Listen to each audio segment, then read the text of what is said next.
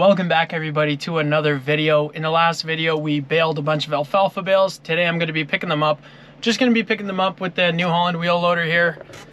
Just because the field is right beside the farm. It's literally just behind the trees over there on the other side of the barn. So we'll pick them up with this thing.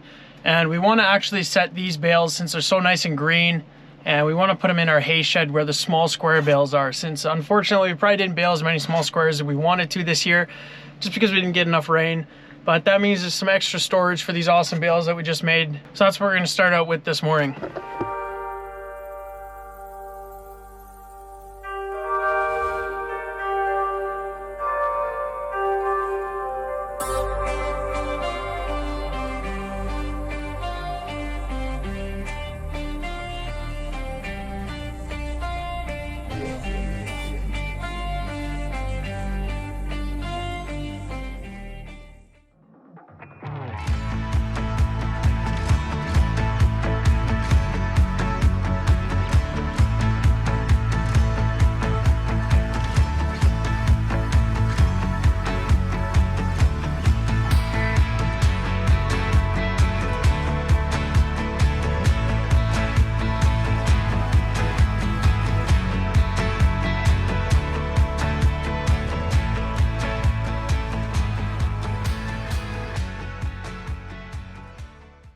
Right on, we got our stacked away in the shed. There's a total of 30 bales and then plus the 20 small squares we made.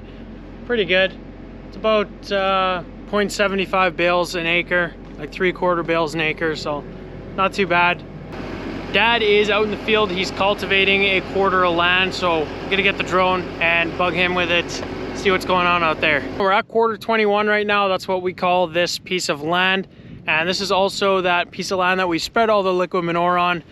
And even earlier than that, we noble bladed this field.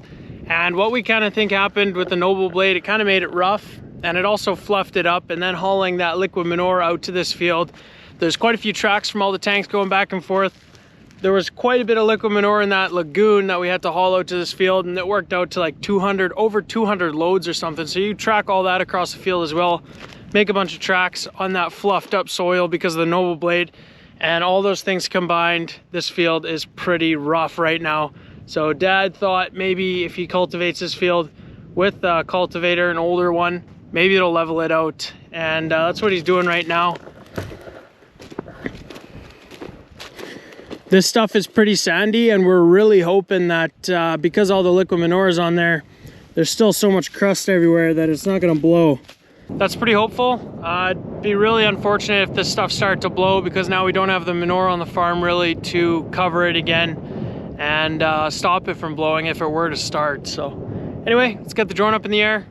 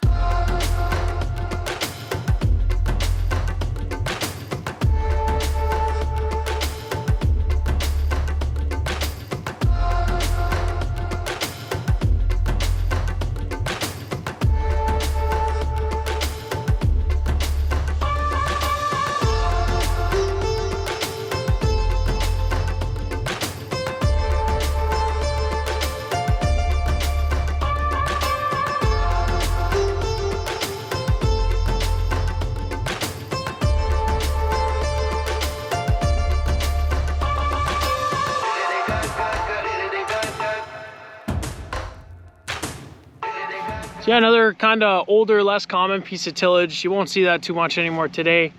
But back in the day, that was also pretty common. That's an older unit, but still works good. It's got a bunch of shovels, glides just underneath the dirt and throws it up. And hopefully that levels this field out. Dad was saying next spring we'll spread all the solid manure on this field as well, is what he wants to do. And then we'll seed it, harrow it, and seed it a couple times next summer, most likely. First crop of barley, and then probably some alfalfa after we silage the barley. So hopefully by then this field will be nice and smooth again. Morning everybody, it is the next day, and Dad took the Versatile back to the yard with the cultivator so I can show you guys exactly what this thing is.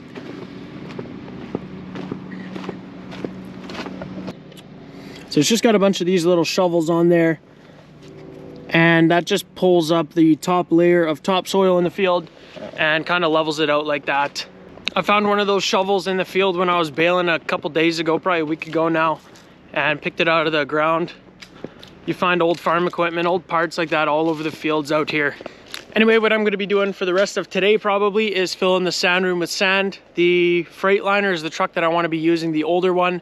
It's got the manual transmission in there. We also have an international truck that has an automatic transmission, but I think the Freightliner, it's got a little stronger lifting box, so we can load a little bit more sand in there and haul a little bit quicker.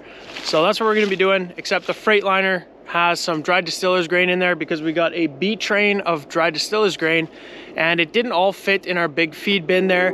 So a little bit had to go in one of the trucks just because there was no room in there anymore. So we got to first dump that. Just going to be dumping it in the silage pit. Don't have to line up an auger with anything. Just dump it on the ground and then we'll scoop it up with a wheel loader and feed it to the corrals probably.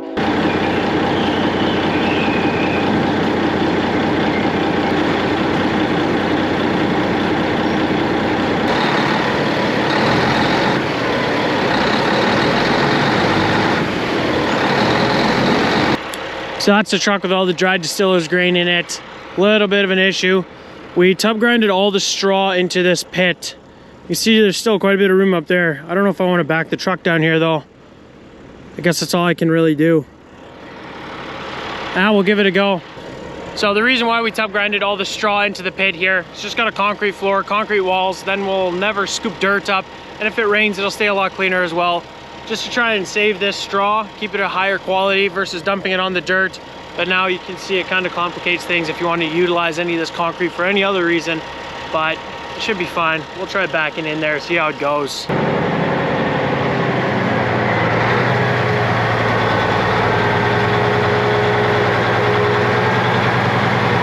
We got that dried distiller's grain dumped in the silage bunk there. Went pretty good. Now I'm driving directly to the sand pit with the truck where we actually want to use this thing today. At the sand pit here, we got a whole pit already dug. This has been pretty good sand. I got pretty low there. You can see there's kind of some clay. We want to stay a little bit higher with the bottom of this pit. The lighter stuff right there is what I want.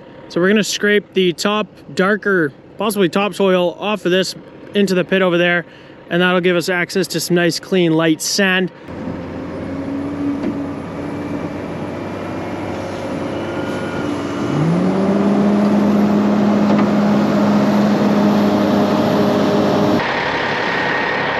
Well, we got the first load of sand ready to go into the sand room. I gotta clean up the skid steers and all the attachments for it first though, get it out of the way, and then we'll put the first load on the ground right in front of this door, and then we'll grab a second load, dump it in front of the door, and then we'll come back here with the wheel loader from the sand pit and push it all up in there.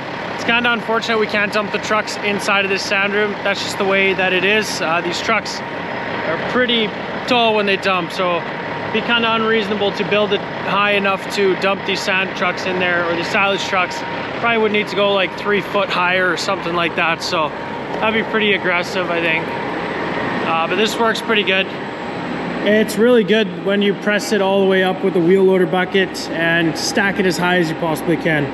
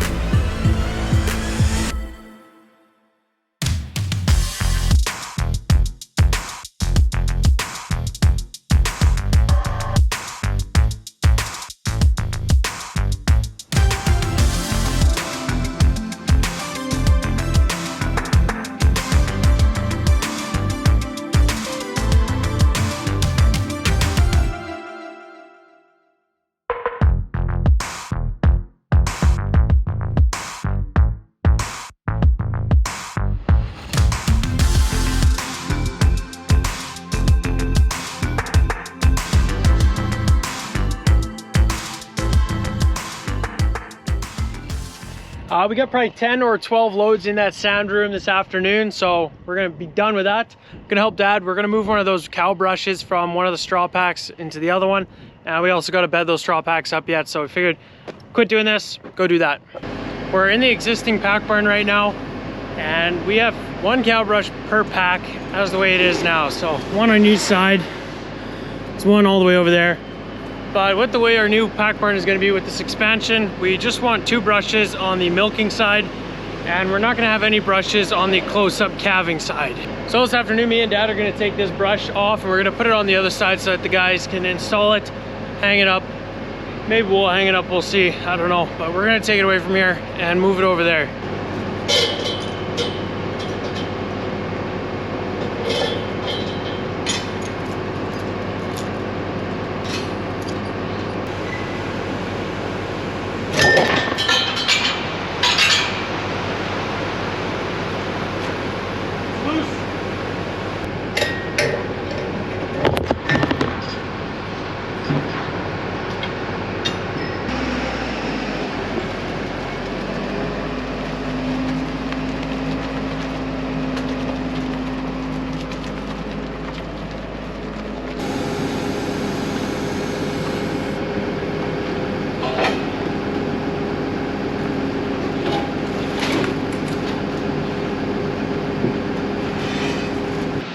Awesome, we got that brush taken off and moved to the other side. I think we're gonna be putting that brush on this post right here. There is a bracket here for a flip up gate, but that's gotta go on the other side of the water bowl. Gotta get moved yet. But then this fresh group or special needs pack is gonna have 2 brushes in it. And those 3 groups where the cows are gonna be calving, they're not gonna have any brushes, but it's kind of a luxury, it's not a necessity. So everything's gotten way more expensive, like probably close to 50% more expensive in the last year. That's probably why we're not putting those brushes up now. Dad's grabbing some bales right now. We're gonna bed up those 2 straw packs.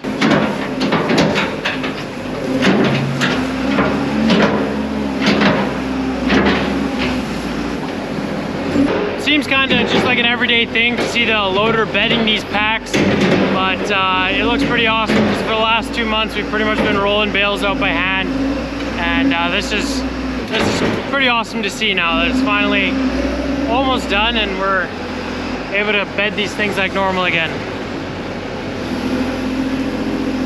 And this straw pack, we're just gonna drop them over the gate here, push them out by hand, because this concrete here, it's a little fresh strip, and it was poured actually yesterday, so there's no way that we could drive over this with the wheel loader today.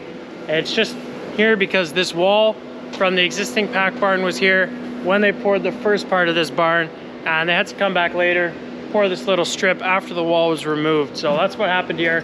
Got poured yesterday, and we can't drive over it with the wheel loader now, so shake them out by hand. We got 2 boards here, and we're actually just gonna put those across the fresh concrete here and go over with the skid steer. Should be good. That little bit of plywood will give it a little more area. It's kind of like flotation tires, what you have on your big 4-wheel drive tractors, so that they don't sink into the dirt so much.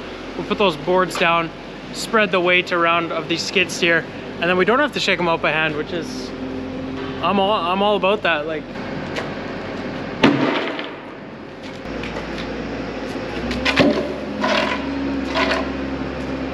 I hope the concrete guy is not going to watch this video and see us driving over this the day after it was poured. I got to put a little temporary gate here. One of the cows got out last night. Dad saw it, he texted, cows are out, cows are out. But one naughty little bugger from this close-up pen snuck out through here. Fat pregnant heifer, I can't believe she snuck through there, but she figured it out anyway. With the old barn, the wall came right there. There was no way for cows to get out, but now that the wall's gone, this is kind of just temporarily sitting like this. We definitely got to put something like this in the way, otherwise we're going to come here tonight again. There's going to be another cow out.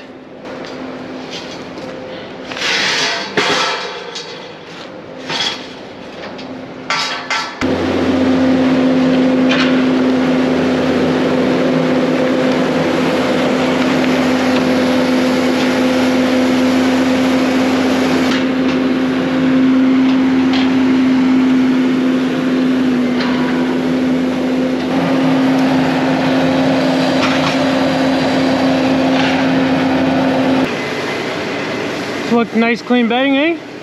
Yeah, finally. Yeah, it's pretty needed.